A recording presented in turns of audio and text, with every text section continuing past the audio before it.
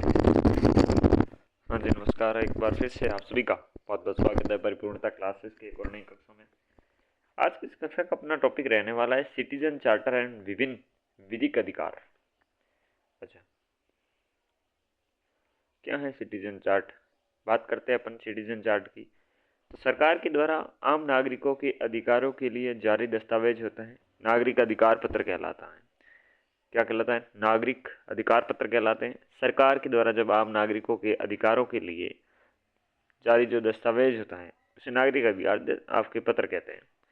यह सरकारी कार्यालय द्वारा तैयार एक लोक दस्तावेज हैं और इस संस्था के दस्तावेज में निम्न जानकारियाँ होती हैं। कौन कौन सी? संस्था या फिर विभाग। उद्देश्य एवं दृष्टिकोण देखें तो कौन सी सुविधा प्रदान करेगा।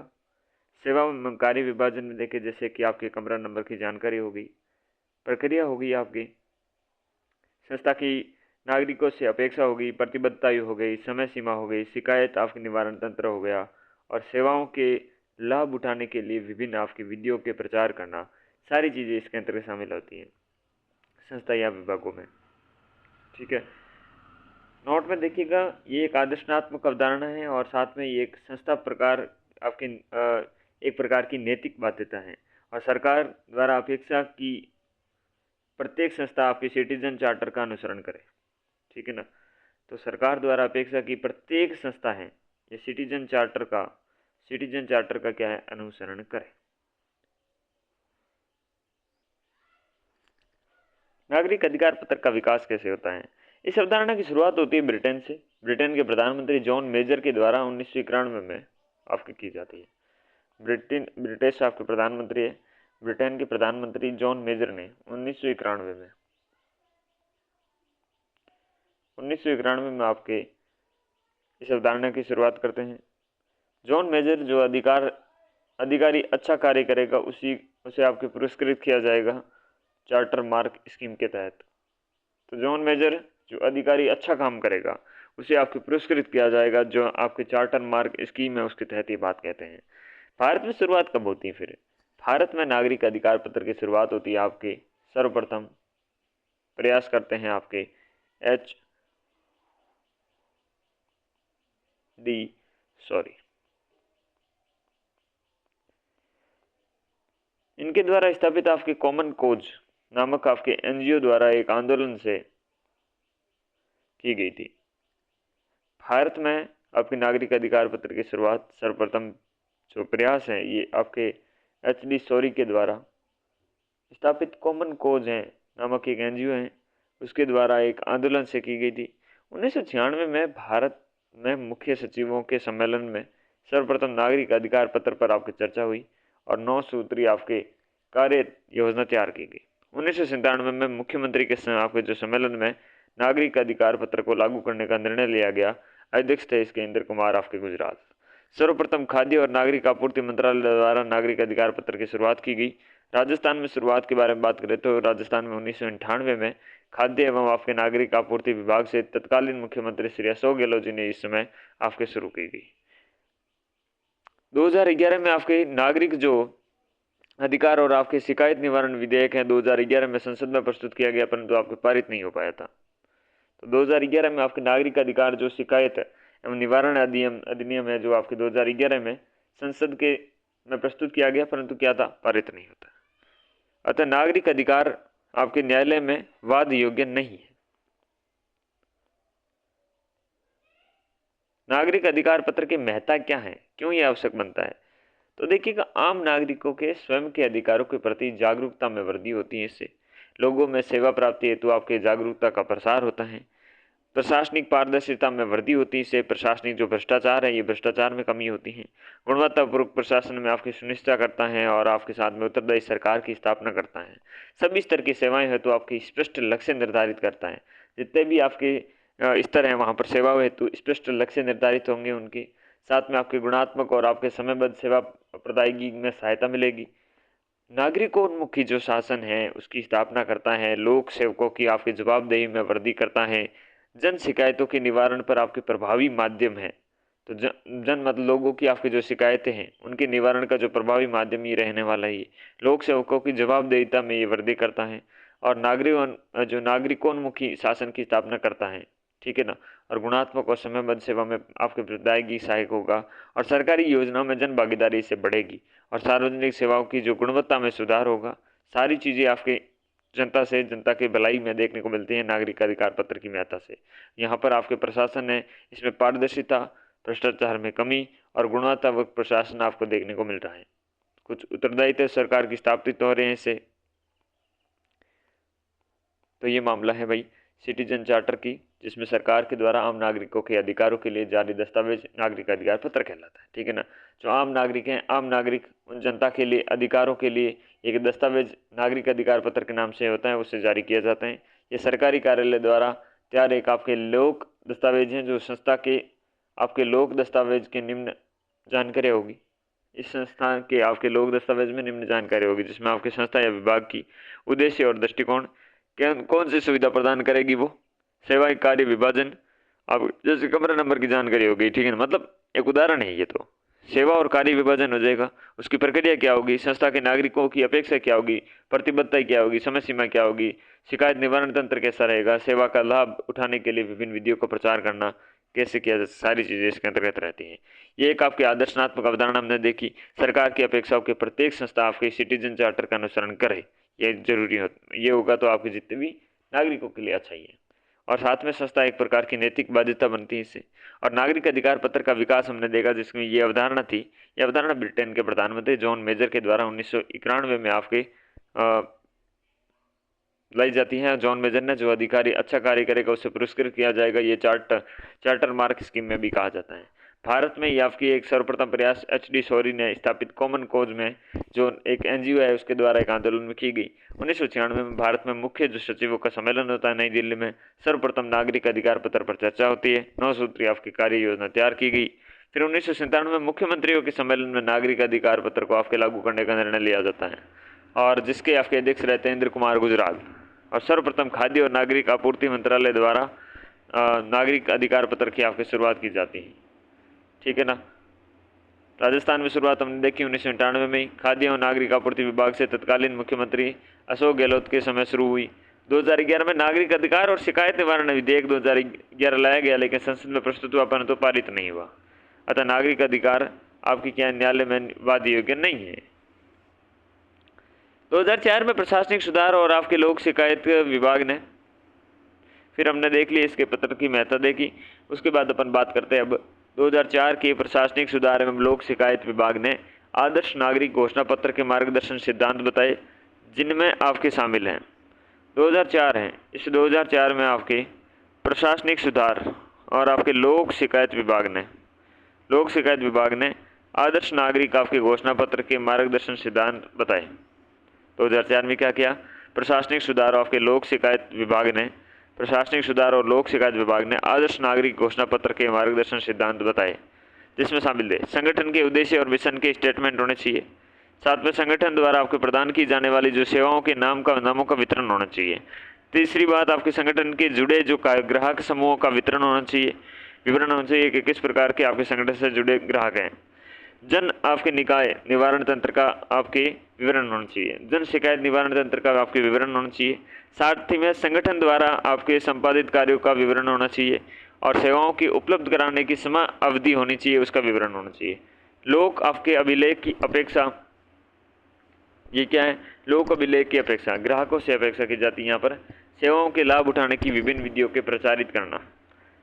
तो इसके अंतर्गत आपके सबसे पहले आदर्श नागरिक घोषणा पत्र के मार्गदर्शन सिद्धांत बताए गए, जिसमें शामिल कौन कौन सी चीज़ें थी।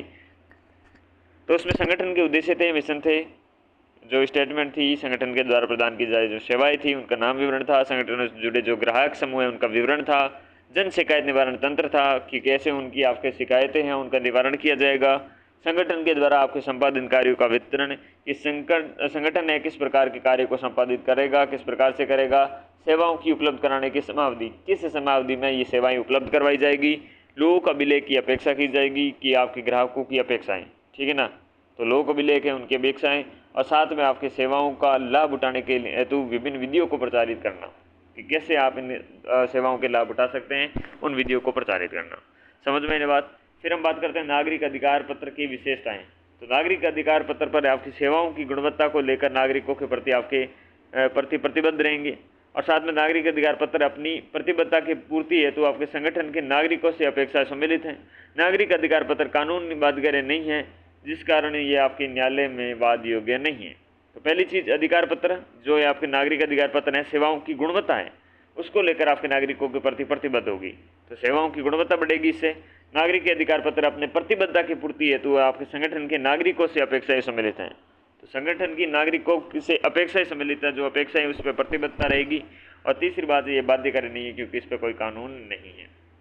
नागरिक अधिकार पत्र एक आपके लिखित दस्तावेज हैं जो कि क्या है, निर्धारित मानकों के साथ नागरिकों की आपके गुणवत्तापूर्ण सेवाएं प्रदान करता है। तो निर्धारित मानकों के साथ नागरिकों को गुणवत्तापूर्ण आपके सेवाएं प्रदान करता है और संगठन में पारदर्शी, जवाबदेही और आपके नागरिकोन्मुख है ये आपके बनाता है।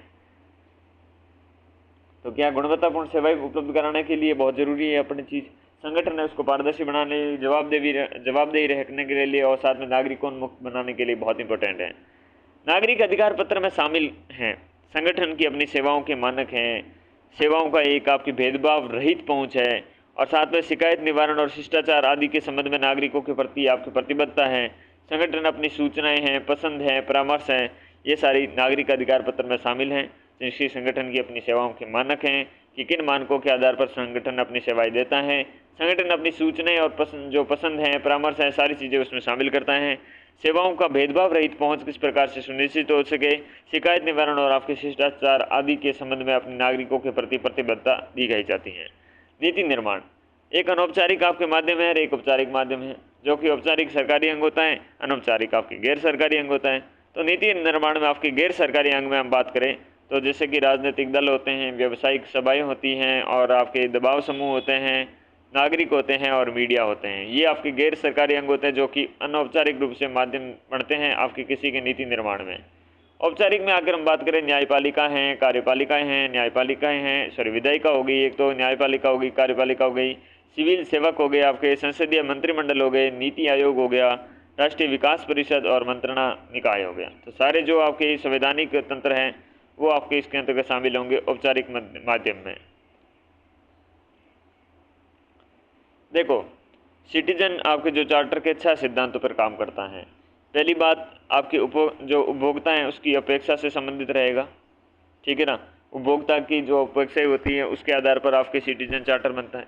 दृष्टिकोण आपके और मिशन व्यवस्था होती है। संगठन द्वारा आपके दी जा रही सेवाओं का ब्यौरा होता है, उसमें उपभोक्ता का विवरण होता है, आपके प्रत्येक उपभोक्ता समूह को दी जा रही सेवाओं का विवरण होगा, शिकायत आपके निवारण तंत्र होगा।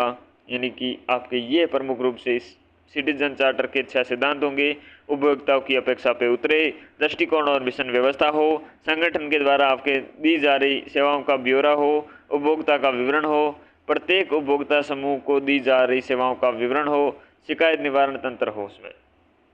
अब बात करते हैं विधिक अधिकार के बारे में, लीगल राइट्स के बारे में बात करते हैं।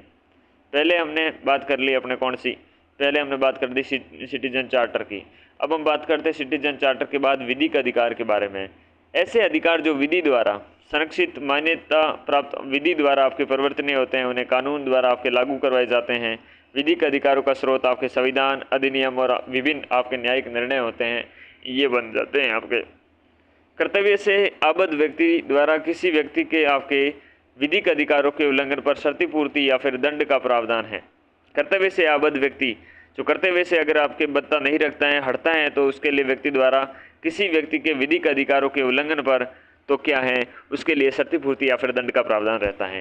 तो विधिक अधिकार से समझे ऐसा अधिकार जो विधि द्वारा आपके संरक्षित है, मान्यता प्राप्त है, विधि के द्वारा उसे दिया गया है, वो विधि के द्वारा परिवर्तनीय है या विधि के द्वारा उसे लागू करवाया जाता है, यानी कि कानूनों के द्वारा उसे लागू करवाया जाता है बड़ी कठोरता से। अगर लागू नहीं कर रहा है तो उसके पास एक कानूनी पावर रहता है।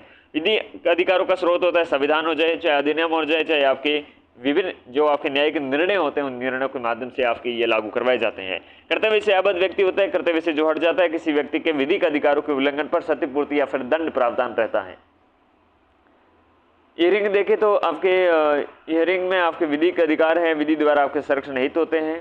जॉन सामंड ने विधिक अधिकार व्यक्ति के ऐसे हित होते हैं जो कानून द्वारा मान्यता प्राप्त और कानून के द्वारा संरक्षित होते हैं। आम नागरिकों को प्राप्त कुछ आपके प्रमुख विधिक अधिकार हैं, वो हम बात करते हैं।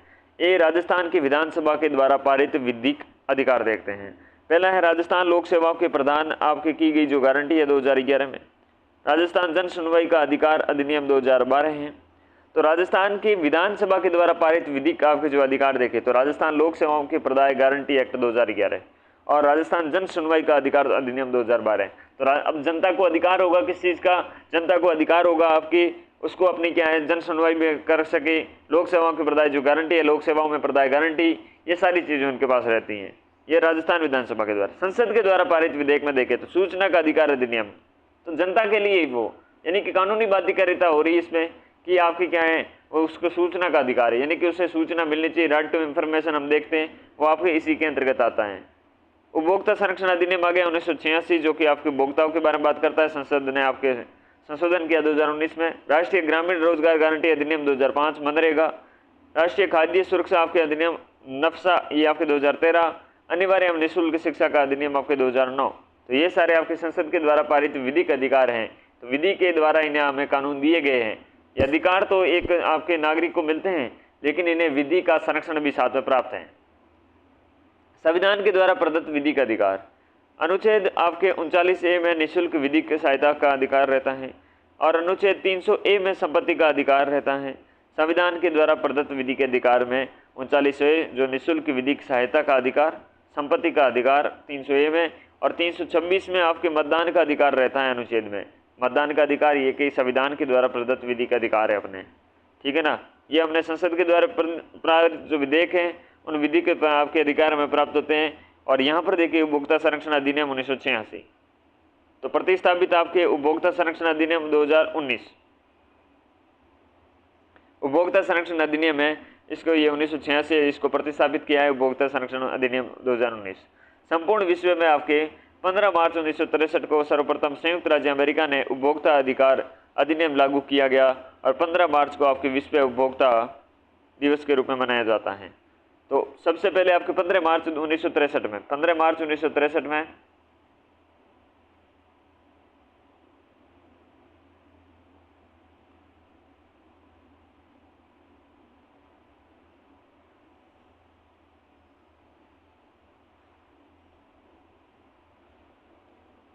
तो 15 मार्च को क्या है विश्व उपभोक्ता दिवस के रूप में मनाते हैं। 1904 में आपके भारत में सर्वप्रथम महाराष्ट्र में उपभोक्ता के अधिकारों को लेकर आंदोलन शुरू हुआ। उपभोक्ताओं के आंदोलन से संबंधित भारत में ये आपके कब शुरू होता है, ये आंदोलन आपके महाराष्ट्र से 1904 में।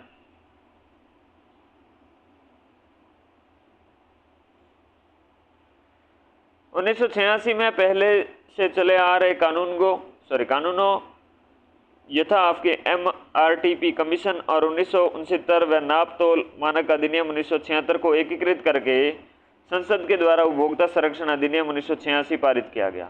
तो उपभोक्ता संरक्षण अधिनियम आपके 1986 में पारित किया जाता है।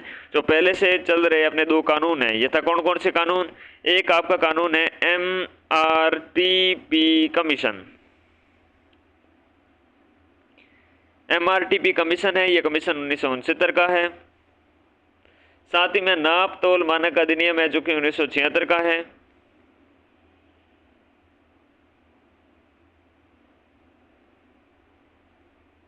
नाप तोल मानक अधिनियम 1976 है। एकीकृत करके आपके संसद द्वारा उपभोक्ता संरक्षण अधिनियम 1986 पारित किया गया। क्या किया गया? 1986 पारित किया गया उपभोक्ता संरक्षण अधिनियम 1986। उपभोक्ता संरक्षण अधिनियम 1986 अधिसूचना 24 दिसंबर 1986 को आपके अधिसूचना आई। कब आई अधिसूचना? 24 दिसंबर 1986 को उपभोक्ता संरक्षण अधिनियम की आपकी अधिसूचना आती है। 24 दिसंबर 1986 को लागू होता है 1 जुलाई 1987 को जम्मू कश्मीर को छोड़कर। और 24 दिसंबर को आपके राष्ट्रीय उपभोक्ता दिवस मनाते हैं अपन, ठीक है ना। राष्ट्रीय उपभोक्ता दिवस कब? 24 मार्च को। अंतर्राष्ट्रीय रूप से अपन कब है? 15 मार्च है या फिर आपके 25 मार्च है? तो 15 मार्च को मनाते हैं। क्या है? आपके विश्व उपभोक्ता दिवस मनाते हैं वो। और यहाँ पर 24 मार्च को 24 दिसंबर को, क्योंकि इस दिन आपकी अधिसूचना आती है 24 दिसंबर 1986 को उपभोक्ता संरक्षण अधिनियम का। और जो आपके 24 दिसंबर के कारण यहाँ पर अंतर्राष्ट्रीय आपके उपभोक्ता दिवस मनाते हैं। उक्त कानून है 2019 में नए कानून का आपके प्रतिस्थापन कर दिया गया है। फिर उपभोक्ता संरक्षण अधिनियम 2019 के बारे में बात करते हैं। राष्ट्रपति के द्वारा स्वीकृत और आपके अधिसूचित 9 अगस्त आपके 2019 में, तो राष्ट्रपति के द्वारा स्वीकृत और अधिसूचित होता है आपके 9 अगस्त 2019 में, और 20 जुलाई 2020 को संपूर्ण भारत में आपके लागू होता है। उपभोक्ता संरक्षण नियम बनते हैं इस पर दिसंबर 2021 में क्या है, अधिसूचित होते हैं। तो आपके 9 अगस्त 2019 को आपके अधिसूचना आती है। फिर 2020 में जुलाई 2020 में 20 जुलाई 2020 में पूरे भारत में लागू हो जाता है। और यहाँ पर नियम बनते हैं, उपभोक्ता संरक्षण नियम बनते हैं आपके दिसंबर 2021।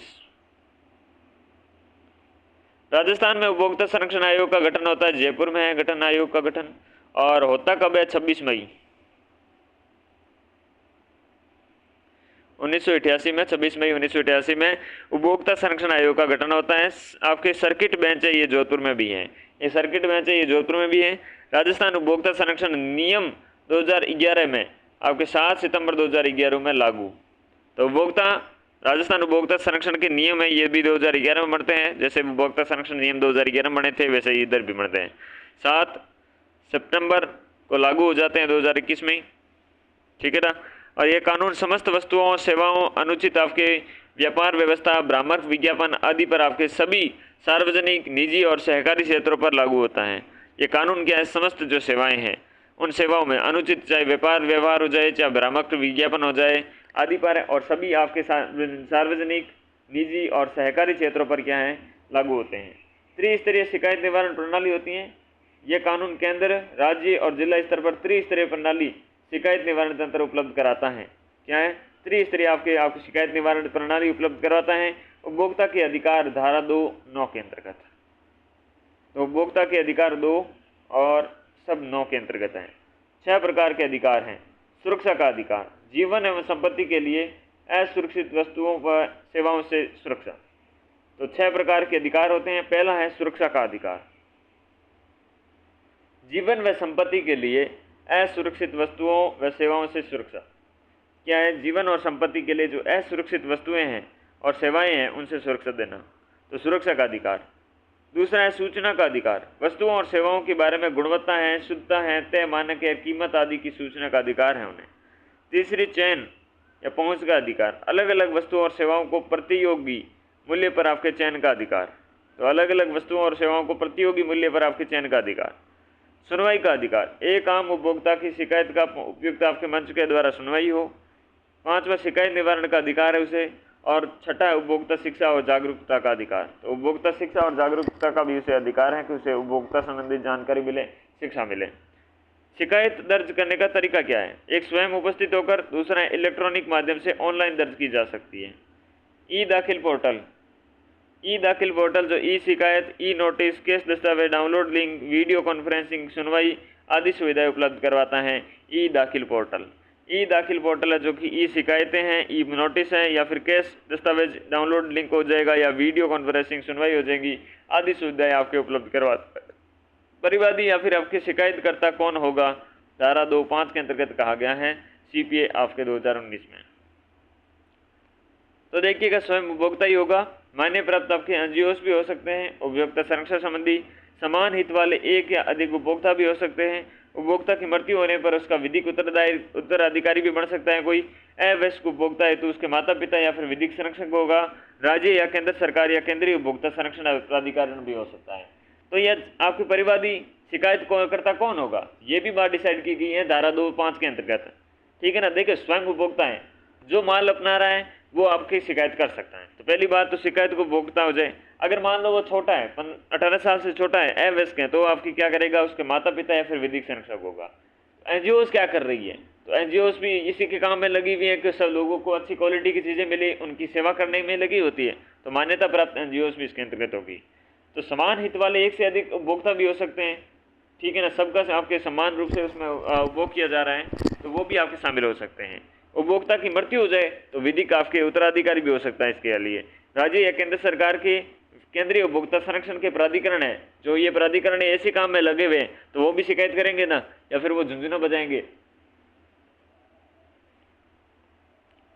उपभोक्ता के शोषण के कारण, अज्ञानता या साक्षरता की कमी होती है, कभी सूचना का अभाव हो जाता है, सीमित आपूर्ति या फिर सीमित प्रतिस्पर्धा होती है, एकाधिकार प्रवृत्ति होती है। जहां एकाधिकार होता है वहां पर शोषण होता है जनता का।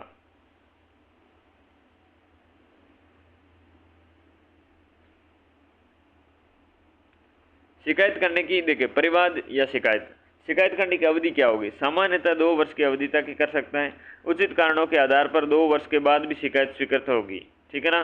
शिकायत निवारण अवधि सामान्यतः 3 माह के भीतर यानी कि 90 दिन के भीतर भीतर आपकी क्या शिकायत सुनवाई कर दी जाएगी। आपकी लेबोरेटरी जांच की आवश्यकता वाले मामलों में 5 माह की अवधि मानी जाएगी। जहाँ पर लेबोरेटरी की जांच आवश्यक है वहाँ पर 5 महीने का टाइम लग सकता है भाई साहब, ठीक है ना। 100 आपके 50 दिन लग सकते हैं। यहाँ पर हम देखें उचित कारणों से सामान्यतः तो ये 2 वर्ष के तक आप शिकायत दर्ज कर सकते हैं, लेकिन आपके उचित कारण होने के बाद 2 वर्ष के बाद भी शिकायत आपके कर सकते हैं। मध्यस्थता का प्रावधान, दोनों पक्षों परिवादी और प्रतिवादी को मध्यस्थता या फिर सुलह के लिए 5 दिन का समय प्रदान किया जाता है। मध्यस्थता का प्रावधान क्या है? दोनों पक्षों को मध्यस्थता और सुलह के लिए 5 दिन का समय प्राप्त होता है, ठीक है ना। मध्यस्थता और सुलह के लिए 5 दिन का समय। मध्यस्थता द्वारा आपके सुलझाए गए मामलों को अपील का अधिकार नहीं है, ठीक है ना। मध्यस्थता हो गई तो उसमें अपील नहीं की जा सकती।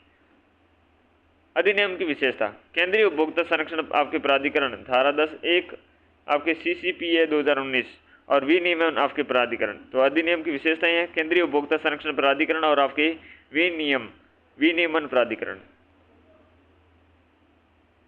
उद्देश्य के बारे में बात करें तो आपके अनुचित व्यापार, भ्रामक विज्ञापन, उपभोक्ता के अधिकारों का उल्लंघन संबंधी विषयों पर विनियमन आपके करना।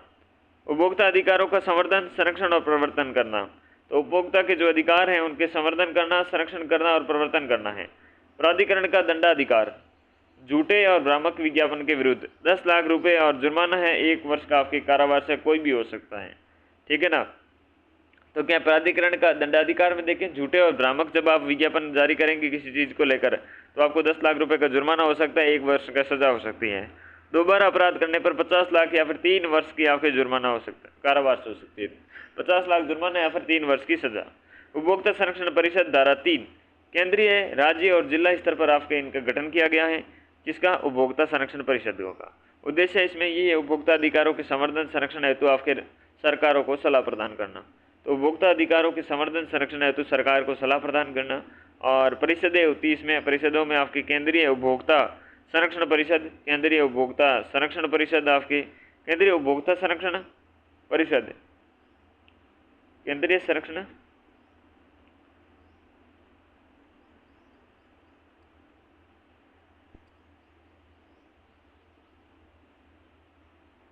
यहाँ पर केंद्रीय नहीं होगा, राज्य होगा, राज्य उपभोक्ता संरक्षण परिषद है, ठीक है ना। और यहाँ पर जिला CPC, जिला उपभोक्ता संरक्षण परिषदें हो गई, ठीक है ना। कुल कितनी है आपकी जिला उपभोक्ता संरक्षण परिषदें? 23 है, ठीक है ना। और जिसमें 1+1+21 देखो 1 प्लस अन्य सरकार के द्वारा निर्धारित। राजस्थान में 1+1 एक उपाध्यक्ष प्लस 21 सदस्य है और एक आपके मेन हो गया। जिला कलेक्टर होगा अध्यक्ष, CO जिला परिषद वो होगा उपाध्यक्ष, और वर्ष में 2 बार कम से कम होगा क्या चीज़? बैठक होगी। वर्ष में कम से कम 2 बार बैठकें होनी चाहिए, ठीक है। सबसे पहले अपन बात करते हैं केंद्रीय उपभोक्ता संरक्षण परिषद की, ठीक है ना। परिषदें काम करती हैं, परिषदों के अंतर्गत संरचना देखें तो 1 प्लस आपके 35 सदस्य होंगे, इसमें एक अध्यक्ष होगा और 35 सदस्य होंगे। अध्यक्ष होंगे आपके मंत्री और उपभोक्ता मामला विभाग, किसके? उपभोक्ता मामला विभाग है, इसके आपके मंत्री हैं जो अध्यक्ष होंगे। और बैठक में 1 वर्ष होनी चाहिए, वर्ष में क्या 1 बार तो कम से कम बैठक होनी चाहिए, किसकी?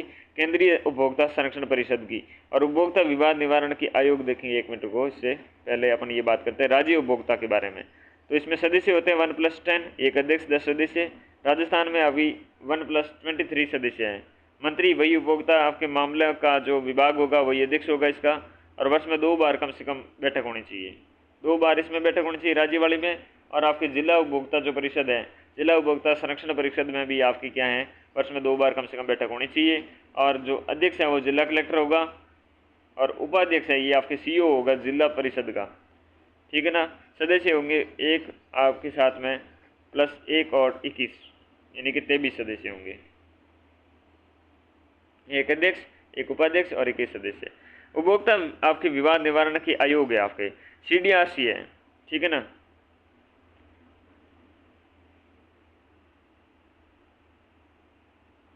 जो कि आपके अध्याय 4 में है, अध्यक्ष आपके अध्याय 4 में धारा 28 और 73 में CDA 2019 में उपभोक्ता द्वारा आपके दर्ज शिकायतों के निवारण हेतु केंद्र, राज्य व आपके जिला स्तर पर उपभोक्ता विवाद निवारण आयोग का गठन किया जाएगा। कंज्यूमर आपके डिस्प्यूट रिड्रेसल कमीशन। आयोगों के बारे में बात करते हैं तो राष्ट्रीय आयोग है आपके NCDRC, ठीक है ना। नेशनल स्तर पर आपके, राष्ट्रीय स्तर पर आपके कंज्यूमर डिस्प्यूट रिड्रेसल कमीशन है, जो कि आपकी इधर भी राष्ट्रीय आयोग राष्ट्रीय स्तर पर भी होगी, राज्य स्तर पर भी होगी धारा 42 के अनुसार। और जिला आयोग या फिर जिला उपभोक्ता मंच या फिर जिला फोरम, ये आपके DCDRC जो कि धारा 28 के अनुसार है, ठीक है ना। सबसे पहले अपन बात करते हैं राष्ट्रीय आयोग के बारे में, NCDRC के बारे में। तो स्थापना जिसकी नई दिल्ली में होती है 1988 में, दिल्ली में होती है 1988 में। संरचना होती है 1+4 की, ठीक है। न्यूनतम 1 महिला होनी चाहिए, अधिकतम आपके 1+10 हो सकती है, लेकिन संरचना कितनी है 1+4 की है। अधिकतम हो सकती है 1+10 की, लेकिन है 1+4 की, 1 महिला होनी जरूरी है। सुप्रीम कोर्ट का जो आपके वर्तमान या सेवानिवृत्त जो आपके न्यायाधीश हैं वो इसका आपके अध्यक्ष होगा। और आपके अध्यक्ष या सदस्यों की नियुक्ति है वो केंद्र सरकार करेगी। कार्यकाल 5 वर्ष या फिर 70 वर्ष की आयु जो होगी अध्यक्ष के लिए, और सदस्य के लिए होगा आपकी 5 वर्ष या फिर 67 वर्ष की आयु जो भी पहले होगी वो। वाद अधिकारी देखें तो राज्य आयोग के निर्णयों के विरुद्ध अपील की जाएगी। वाद अधिकारिता होती है, राज्य आपके जो आयोग है उसके निर्णयों के विरुद्ध अपील की जाएगी, ये इसका आपके अधिकार होगा, ठीक है। CPA आपके 2019 में 10 करोड़ से अधिक के मामले इसमें शामिल किए गए। CPA रूल्स 2021 में आपके 2 करोड़ से अधिक के मामले इसमें आपके डाल दिए गए। वित्तीय जो आपके अधिकारिता है जो सभी में सेम है, एक बार बाद में पढ़ लेंगे, ठीक है ना। वित्तीय अधिकारिता है जो उपभोक्ता संरक्षण नियम 2021 में द्वारा वित्तीय आपके जो अधिकारिता में संशोधन। अपीलीय के अंतर्गत बात करें, अपीलीय अधिकारिता में राष्ट्रीय आयोग के आदेश के विरुद्ध सुप्रीम कोर्ट में आपकी अपील 30 दिन में अपील उचित कारणों पर समय बढ़ाया जाना, ठीक है ना। राष्ट्रीय आयोग के आदेश पर, राष्ट्रीय आयोग के आदेश के विरुद्ध अगर सुप्रीम कोर्ट में अपील है ये 30 दिन में अपील की जा सकती है, उचित कारणों पर आपके समय बढ़ाया भी जा सकता है। अब बात करते हैं राज्य आयोग के बारे में, SCDRC के बारे में बात करते हैं, जो धारा 42 के अंतर्गत उपबंध है इसका। राजस्थान में इसके आपके 26 मई 1988 में इसका आपके स्थापित की गई। जयपुर में 1+4 सदस्य होते हैं, न्यूनतम 1 महिला होनी चाहिए। और उच्च न्यायालय के वर्तमान या फिर आपके जो निवृत्त न्यायाधीश हैं वो इसके अध्यक्ष होते हैं।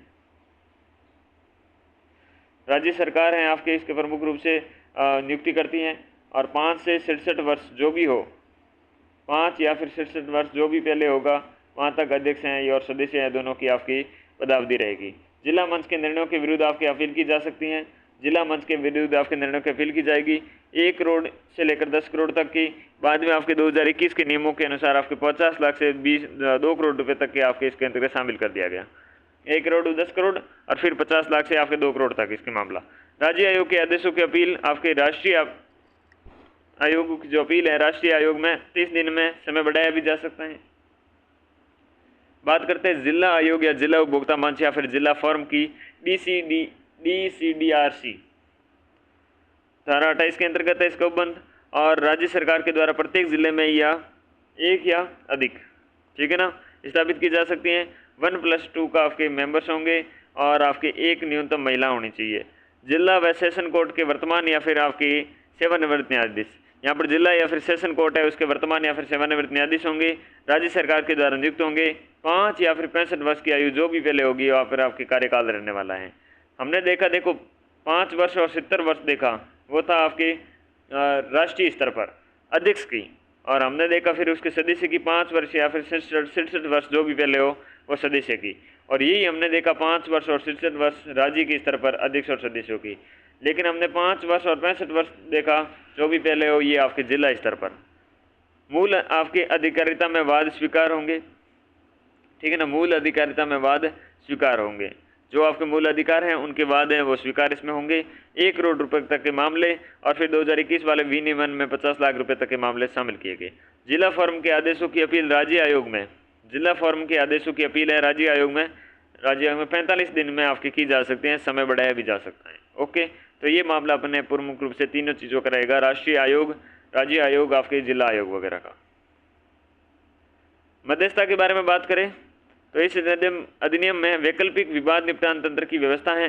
तीनों स्तर पर, केंद्र, राज्य और जिला स्तर पर उपभोक्ता आपके मध्यस्थ सेल की स्थापना की गई है। ये धारा 44 के अंतर्गत मध्यस्थता की बात की गई है।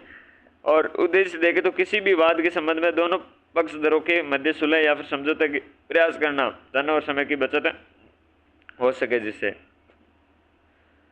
आपके उत्पाद दायित्व हैं। धारा 82 के अंतर्गत दोषपूर्ण या फिर खराब वस्तु या उत्पाद या फिर सेवा के संबंध में दायित्व है। उत्पाद विनिर्माता, उत्पाद विक्रेता और सेवा प्रदाता व्यक्ति या कंपनी उक्त विरुद्ध आपके क्षतिपूर्ति का वाद दायर होगा। तो एक तो है विनिर्माता, मैन्युफैक्चरर हैं, एक बेचने वाला विक्रेता है, एक सेवा प्रदाता, चाहे वो कंपनी हो चाहे व्यक्ति हो, सेवा जो प्रदान कर रहा है, उनके विरुद्ध क्या है, आपके क्षतिपूर्ति का वाद है, ये दायर किया जाता है धारा 82 के अंतर्गत। दोषपूर्ण उत्पादन का निर्धारण है। दोषपूर्ण आपके विनिर्माण है, दोषपूर्ण डिजाइन है, प्रदत्त विशेषताओं से अलग उत्पाद हैं, प्रदत्त गारंटी के अनुरूप न होना, सेवाएं तय मानकों के अनुरूप न होना, ये आपके दोषपूर्ण उत्पाद कहलाएंगे। दोषपूर्ण उत्पाद के आधार क्या होंगे, ये धारा 84 में कहा गया है। एक, दोषपूर्ण उसका विनिर्माण किया गया हो, यानी कि मैन्युफैक्चर किया गया हो। दूसरी चीज़, दोषपूर्ण डिजाइन की गई हो, जो चीज़ जिस हिसाब से चल रही है वो नहीं चल रही है, ठीक है ना। आप बटन दबा रहे हो, स्विच ऑफ का हो रहा है आपके ऑन, आप दबा रहे हो, कॉलिंग पे आपका खुल रहा है व्हाट्सअप, यानी कि डिज़ाइन ही खराब है। प्रदत्त विशेषताओं से अलग उत्पाद, जिसकी विशेषता जैसी है निकलनी चाहिए, जिसके अंदर से गोली उससे निकल रही है आपकी पानी की पिचकारी, तो मामला कैसे चलेगा, ठीक है ना। जो चीज़ होनी चाहिए अप, उससे हो रही है डाउन, तो वो खराब है ना। प्रदत्त वारंटी के अनुरूप ना होना, तो वारंटी है उसके अनुरूप नहीं हो रही चीज़, और सेवाएं और मानकों के अनुरूप ना हो, जिस सेवा के लिए जिस मानकों के अनुरूप है होनी चाहिए उसके ना हो, तो भी आपके क्या दोषपूर्ण उत्पाद माना जाएगा। ये मामला था। उसके बाद अपन बात करते हैं राजस्थान लोक सेवा गारंटी अधिनियम 2021 के बारे में। राजस्थान लोक सेवा गारंटी अधिनियम 2021 के बारे में बात करते हैं, PSGA। तो देखो, किसी राज्य के सरकारी निकाय या फिर लोक सेवक द्वारा निश्चित समय सीमा में आपकी सेवा प्रदान करना लोक सेवा कहलाता है। किसी राज्य में सरकारी जो निकाय है या फिर लोक सेवक के द्वारा समय सीमा में आपकी सेवा प्रदान करना लोक सेवा कहलाता है। क्या कहलाता है, लोक सेवा कहलाता है। राज्य की आपकी अनुमति और अधिसूचना, राजपत्र में आपकी 21 सितंबर 2011 में आपके राज्यपाल की अनुमति और अधिसूचना कब मिली है, इसे मिली आपके 11 सितंबर 2011 को। राज्यपाल की अनुमति आपके व अधिसूचना कब जारी होती है, ये आपके 21 सितंबर 2011। प्रदत्त विधि के आदेश की अधिसूचना राज्यपाल के द्वारा 5 अक्टूबर 2011 में। परिवर्तन आपकी तिथि के आदेश की अधिसूचना ये राज्यपाल के द्वारा 5 अक्टूबर 2011 को मिलती है। लागू होता है आपके 14 नवंबर 2011 से। अधिनियम आपकी संख्या 2011 में ये 23वीं, अधिनियम संख्या 2011 23वीं थी। नोडल एजेंसी इसकी प्रशासनिक सुधार और समन्वय विभाग, प्रशासनिक सुधार और समन्वय विभाग इसका आपके नोडल एजेंसी है। भारत गणराज्य का 62वें वर्ष में आपके अधिनियमित हुआ। भारत में पहली बार मध्य प्रदेश सरकार के द्वारा 18 अगस्त 2010 में आपकी PSGA अधिनियम लाने वाले देश का प्रथम राज्य बना, और फिर राजस्थान भी ले आता है। राजस्थान में ये आपके लागू हो जाता है 14 नवंबर 2011 को। इससे पहले कौन लेके आ गया था, MP भी लेके आया था, ठीक है ना, वो सबसे पहले लेके आया था, बाद में राज्य लेके आने लगे थे। उद्देश्य क्या है इसका, उद्देश्य है राज्य सरकार की आपकी कल्याणकारी जो योजनाएं हैं, कार्यक्रम हैं, सेवाओं का लाभ ये निर्धारित समय सीमा में उपलब्ध कराना और पात्र व्यक्ति हैं उसको उपलब्ध करवाना, ठीक है ना। तो 60 वर्ष की या फिर बंदा है तो उसको ही पेंशन मिले, ऐसा नहीं 53 वर्ष के बंदे को आपको पेंशन मिले। यानी कि जो राज्य सरकार की कल्याणकारी और योजनाएं हैं, कार्यक्रम हैं, सेवाएं हैं, उनका लाभ मिले, निर्धारित समय में मिले, पात्र व्यक्ति को मिले।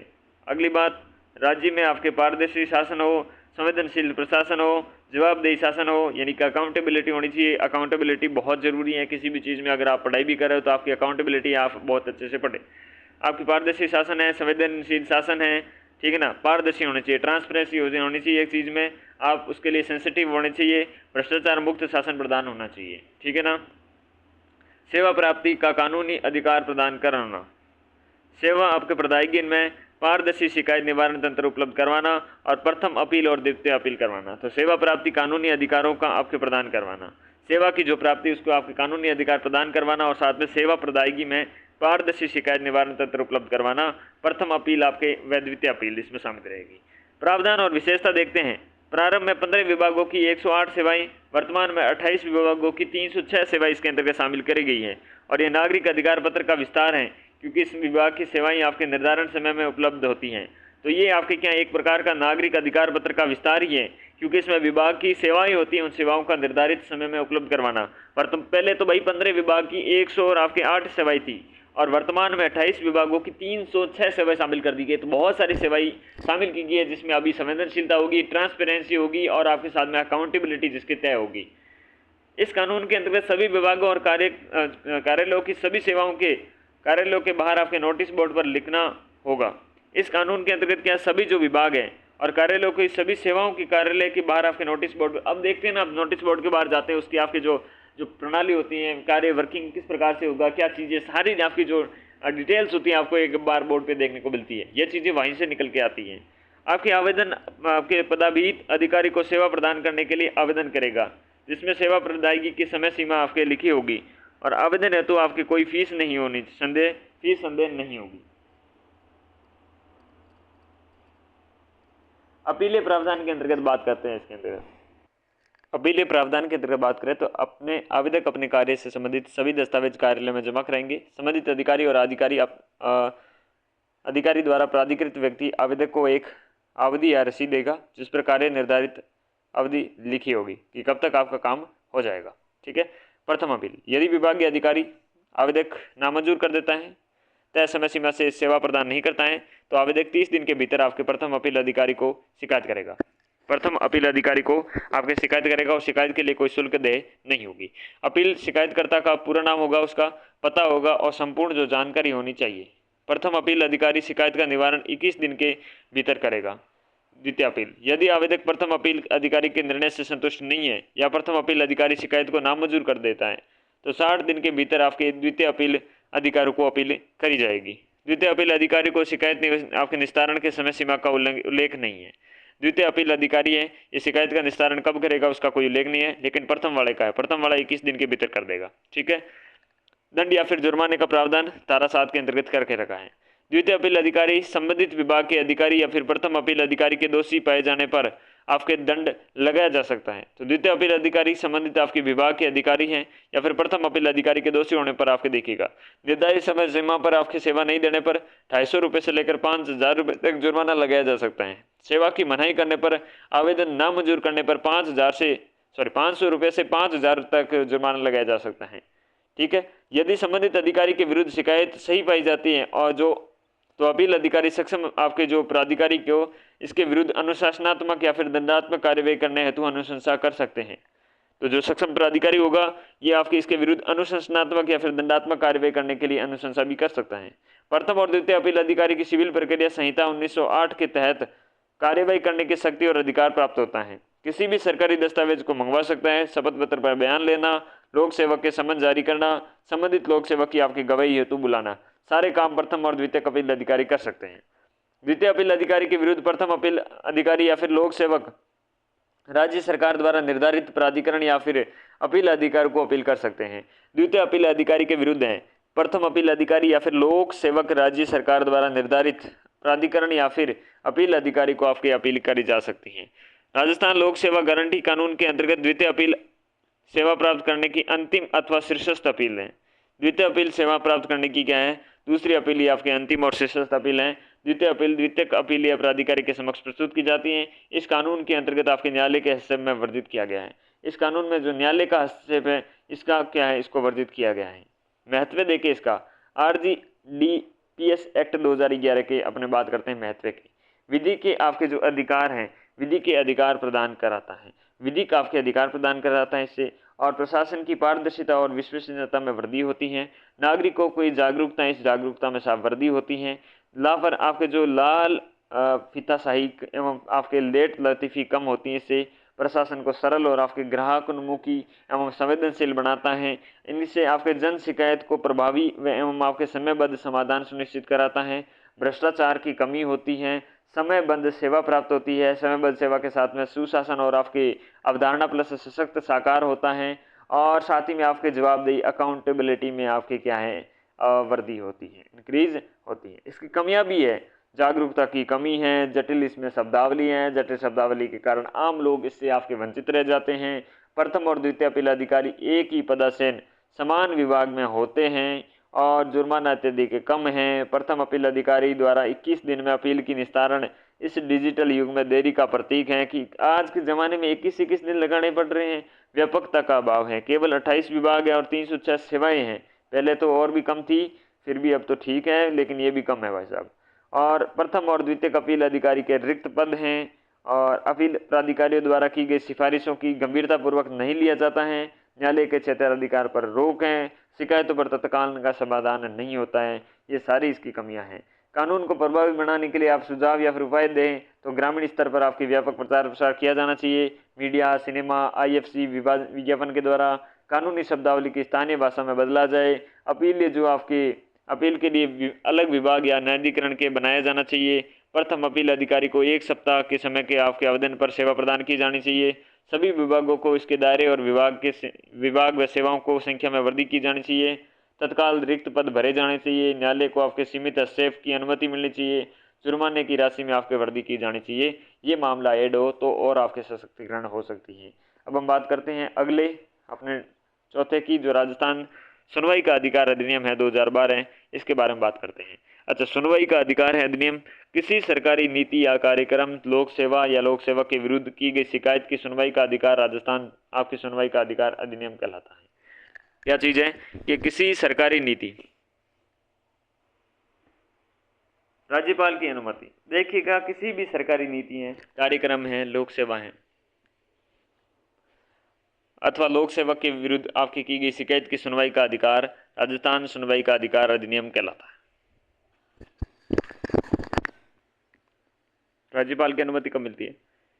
राज्यपाल की अनुमति मिलती है 21 मई को।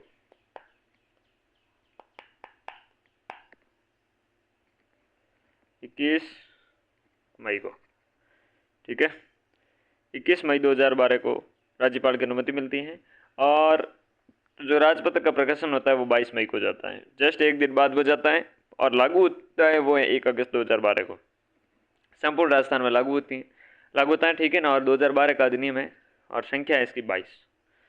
किसी सरकारी नीति या फिर कार्यक्रम, लोक सेवा अथवा लोक सेवक के विरुद्ध की गई शिकायत की सुनवाई का अधिकार राजस्थान आपके सुनवाई का अधिकार अधिनियम कहलाता है, ठीक है ना। कोई सरकारी नीति होगी, चाहे कार्यक्रम हो गया, चाहे लोक सेवा होगी, अथवा आपके लोक सेवक के विरुद्ध, ठीक है ना। विधिक अधिकार प्रदान करने और जन समस्याओं के निराकरण हेतु आपके अधिनियम लागू करने वाला राजस्थान देश का प्रथम राज्य बना। जो विधिक अधिकार प्रदान करने और जन समस्याओं के निराकरण हेतु अधिनियम बनाने वाला राजस्थान कौन सा है? देश का पहला राज्य बना था। नोडल एजेंसी के बारे में बात करें तो प्रशासनिक सुधार और समन्वय विभाग। नोडल एजेंसी आपकी प्रशासनिक सुधार और आपके समन्वय विभाग। उद्देश्य क्या है इसका? राज्य सरकार या फिर केंद्र सरकार के द्वारा राज्य की क्रियान्वयन नीति है, कार्यक्रम है, योजना है, सेवा प्रदायगी में किसी लोक सेवा की विफलता या फिर विरुद्ध की गई जो शिकायत के संबंध में नागरिकों के समयबद्ध आपके सुनवाई का अधिकार प्रदान किया जाए। तो क्या है? राज्य सरकार या फिर केंद्र सरकार के द्वारा राज्य में कोई क्रियान्वित नीति है, कोई कार्यक्रम है, कोई योजना है, तो सेवा प्रदायगी में किसी लोक सेवक की विफलता के विरुद्ध की गई जो शिकायत के संबंध में नागरिक को समयबद्ध सुनवाई का अधिकार हो। इस कारण से राजस्थान सुनवाई का अधिकार अधिनियम 2012 लाया गया। परिभाषा देखें तो सबसे पहले धारा 2B के अंतर्गत दे रखी है, निर्धारित समय सीमा के भीतर किसी परिवाद शिकायत पर आपके नागरिकों को प्रदत्त सुनवाई के अवसर के अधिकार देना। शिकायत पर सुनवाई के निर्णय के बारे में सूचना प्राप्त करने का अधिकार इसमें शामिल है। तो शिकायत पर है तो शिकायत पर क्या है? सुनवाई के निर्णय के बारे में, सुनवाई के निर्णय के बारे में सूचना प्राप्त करने का अधिकार भी शामिल होता है। 7 दिन में आपके परिवादी की सूचना प्रदान करना। कितने दिन में? 7 दिन में आपके परिवादी की इसकी सूचना प्रदान करना। धारा 2C के अंतर्गत लोग आपके सुनवाई अधिकारी PHO नागरिक द्वारा सुनवाई के अवसर के लिए शिकायत संबंधी विभाग के जिस अधिकारी को की जाती है वो आपके लोक सुनवाई अधिकारी कहलाता है। 2D के अंतर्गत देखें तो सूचना और सुगमता का केंद्र प्रचार प्रसार व आपकी शिकायत निवारण हेतु रहने वाला है। सूचना और सुगमता का केंद्र रहने वाला है। जनता की शिकायत का दक्षता और प्रभावी तरीके से निस्तारण के लिए राज्य सरकार के द्वारा स्थापित की गई IFC निम्न शामिल हैं। पहली हेल्प डेस्क है, दूसरी आपके जन सहायता केंद्र हैं, तीसरे ग्राहक सेवा केंद्र हैं और चौथे आपके कॉल सेंटर है। ये प्रमुख रूप से क्या है, जनता की शिकायत की दक्षतापूर्ण व प्रभावी तरीके से निस्तारण हो सके इसके लिए राज्य सरकार की स्थापित किए गए चीज़ें हैं। एक हेल्प डेस्क है, जन सहायता केंद्र हैं, ग्राहक के सेवा केंद्र है और कॉल सेंटर है। 2E के अंतर्गत लोक प्राधिकारी दिए गए हैं, ठीक है ना। और इसके अब बात करते हैं प्रावधान और विशेषताओं की। यह नागरिक अधिकार पत्र का विस्तार है क्योंकि इसमें शिकायत के साथ साथ आपके दंड का भी प्रावधान किया गया है। यह लोक सेवा गारंटी अधिनियम की अनुपूरक विधि है। शिकायत को समयबद्ध सुनवाई का अवसर मिलता है निवास के स्थान के निकट स्थान पर। शिकायत शुल्क की आपके निःशुल्क की जाएगी और आवेदन पत्र और अपील ज्ञापन भी निःशुल्क रहेंगे। शिकायत आपके सादे कागज पर की जाएगी जिस पर नाम है, पता है, विषय लिखने होंगे। सहायता के लिए आपके IFC का गठन किया जाएगा। सुनवाई की निश्चित समय होगा जिस दिन आपके परिवाद लोक सुनवाई अधिकारी को की गई। लोक सुनवाई आपके अधिकारी का शिकायतकर्ता और परिवादी की रसीद दी जाएगी। यहाँ जो अधिकारी द्वारा आपके रेखांश जो शिकायत करता है या परिवादी उसको रसीद दी जाएगी। धारा 6 के अंतर्गत अपन अपीलीय प्रावधान देखते हैं। प्रत्येक कार्यालय में जन सुनवाई अधिकारी का प्रावधान किया गया है। जन शिकायत पर आपके 15 दिवस में अपील का निस्तारण करेगा। तो क्या है, अपीलीय प्रावधान है धारा 6 के अंतर्गत प्रत्येक कार्यालय में जन सुनवाई अधिकारी का प्रावधान किया गया है। तो प्रत्येक कार्यालय में जन सुनवाई अधिकारी का प्रावधान किया गया है और आपके जन शिकायतों पर 15 दिवस में आपकी अपील का निस्तारण करेगा। तो जन शिकायत पर आपकी क्या है, 15 दिवस के अपील का निस्तारण करेगा। प्रत्येक स्तरों पर ग्राम पंचायत पर वीडियो हैं, पंचायत स्तर पर BDO हैं, तहसील पर आपके TDR हैं और उपखंड पर आपके SDO हैं। तो उपखंड पर SDO करेगा, तहसील पर स्तर पर TDR करेगा, तहसीलदार हो गया, और B पे हो गया आपका जुमानी की पंचायत स्तर पर BDO हो जाएगा, और 1 पे आपके ग्राम पंचायत वहाँ पर BDO हो जाएगा, विलेज डेवलपमेंट ऑफिसर हो जाएगा। प्रथम अपील है ये 30 दिन के भीतर की जाएगी और दूसरी अपील है प्रथम अपील के अधिकारी के विरुद्ध 30 दिन के भीतर आपकी द्वितीय अपील की जाएगी। और धारा 7 के अंतर्गत जुर्माना है। द्वितीय अपील अधिकारी के लोक सुनवाई के अधिकारी या फिर प्रथम अपील अधिकारी के दोषी पाए जाने पर आपके अधिकारी उन अधिकारों की दोषी पर शास्ति 500 से लेकर 5000 हैं, वेतन से वसूली जाएगी या फिर आपके पीड़ित को क्षतिपूर्ति दी जाएगी। ठीक है ना।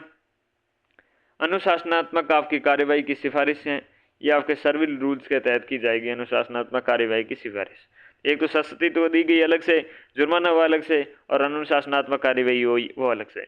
लोक सुनवाई आपके अधिकारी और प्राधिकारी के राज्य सरकार के द्वारा मनोनीत किया जाता है। तो लोक सुनवाई अधिकारी और प्राधिकारी को राज्य सरकार के द्वारा मनोनीत किया जाता है। किसके द्वारा? लोक सुनवाई अधिकारी और प्राधिकारी आपके राज्य सरकार के द्वारा आपके मनोनीत किया जाता है। प्रथम व द्वितीय अपील के अधिकारी को सिविल प्रक्रिया संहिता 1908 के अंतर्गत कार्यवाही करने के सशक्ति के अधिकार होंगे, जिसके अंतर्गत वह सरकारी दस्तावेज मंगा सकता है, शपथ पत्र पर आपके बयान ले सकता है, लोक सेवक के समन जारी कर सकता है, संबंधित लोक सेवक की गवाही है तो आपको बुला सकता है। द्वितीय अपील अधिकारी के विरुद्ध प्रथम अपील अधिकारी या आपके लोक सेवक राज्य सरकार के द्वारा निर्धारित प्राधिकरण या फिर आपके अपील अधिकारी को अपील कर सकते हैं। ठीक है ना। तो प्रथम अपील अधिकारी या फिर आपके लोक सेवक राज्य सरकार द्वारा निर्धारित प्राधिकरण या अपील अधिकारी को अपील कर सकते हैं। न्यायालयों के आपके अधिकारी को अधिकार क्षेत्र का आपके वर्जन है। न्यायालयों का अधिकार क्षेत्र वर्जन है धारा 10 के अंतर्गत, ये भी इसके कमी मानी जा सकती हैं। इस अधिनियम के तहत विभिन्न आपके समितियों का गठन किया जाता है। उपखंड स्तर पर आपके उपखंड स्तरीय जन शिकायत व सतर्कता समिति होती है। जिला स्तर पर जिला स्तरीय जन शिकायत व सतर्कता समिति होती है। ठीक है ना। धारा 8 के अंतर्गत आपके पुनर्निरीक्षण होता है। उससे पहले अपन चले, यहाँ पर अपने द्वितीय अपील अधिकारी के आदेश से व्यथित लोक सुनवाई अधिकारी या प्रथम अपील अधिकारी इस आपके उस आदेश की तिथि 60 दिन के अवधि के भीतर राज्य सरकार के द्वारा नामित अधिकारी या फिर प्राधिकारी को पुनर्निरीक्षण हेतु आपके आवेदन कर सकेगा। तो द्वितीय अपील आपके जो प्राधिकारी हैं, प्राधिकारी के आदेश से व्यथित लोक सुनवाई अधिकारी या फिर प्रथम अपील अधिकारी है, उस आदेश की तिथि से 60 दिन की अवधि के कितने 60 दिन की अवधि के भीतर आपके नामित जो अधिकारी हैं या फिर प्राधिकारी हैं उसको पुनर्निरीक्षण हेतु क्या कर सकते हैं? आवेदन है, यह आवेदन आपके कर सकेगा। ठीक है। नामित अधिकारी या फिर प्राधिकारी 60 दिन की अवधि के समाप्ति के पश्चात भी आवेदन पर विचार कर सकेगा। यदि उसका समाधान हो जाता है तो आवेदक पर्याप्त कारण से समय पर आपकी अपील दायर करने से निवारित हुआ था। तो नामित अधिकारी हैं या प्राधिकारी 60 दिन की अवधि के समाप्ति के पश्चात भी आवेदन पर विचार कर सकेगा। यदि आपके उसका क्या समाधान हो जाता है तो आवेदक पर्याप्त कारण से समय पर आपकी अपील दायर करने में निवारण हुआ है। कमियां हैं, जटिल शब्दावली, जुर्माना अत्यधिक कम है, व्यापकता का अभाव है। अपील आपके प्राधिकारियों के द्वारा की गई जो सिफारिशों को गंभीरतापूर्वक नहीं लिया जाता है, और न्यायालय के द्वारा क्षेत्राधिकार पर रोक है, जागरूकता की कमी है इसमें। प्रथम और द्वितीय अपीलीय अधिकारी एक ही आपके पद सोपान समान विभाग से होते हैं। प्रथम अपीलीय अधिकारी 30 दिन की अपील का निस्तारण इस डिजिटल युग में आपके देरी का क्या प्रतीक है। उपभोक्ता वाले में हमने देखा था 21 दिन है, वो भी ज़्यादा है, ठीक है ना। तो इसमें 30 दिन है, ये भी ज़्यादा है। प्रथम व द्वितीय अपील अधिकारी के आपके रिक्त पद हैं, ये भी इसका कारण रहता है। तो इसके लिए सुझाव की आवश्यकता है, यही आपके ग्रामीण स्तर पर व्यापक प्रचार प्रसार हो, कानूनी शब्दावली स्थानीय भाषा में कन्वर्ट हो, अपील के लिए अलग विभाग या फिर न्यायाधिकरण बनाया जाए।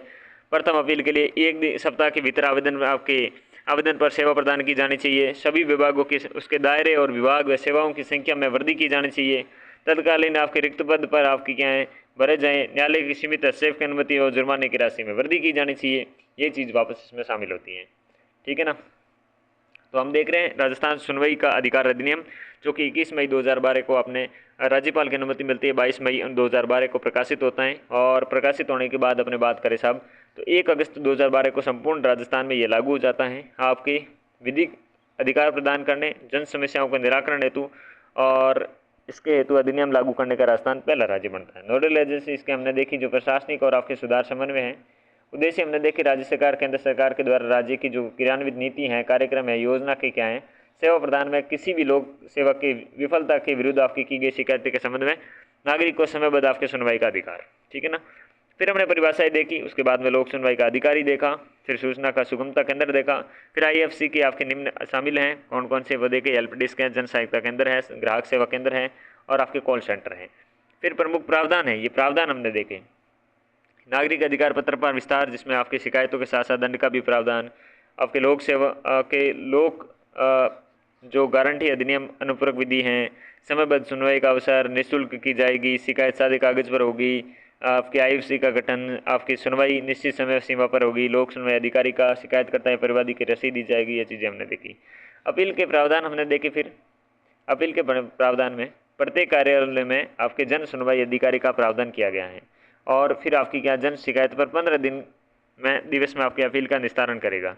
जन शिकायत पर 15 दिवस में क्या है अपील का निस्तारण करेगा।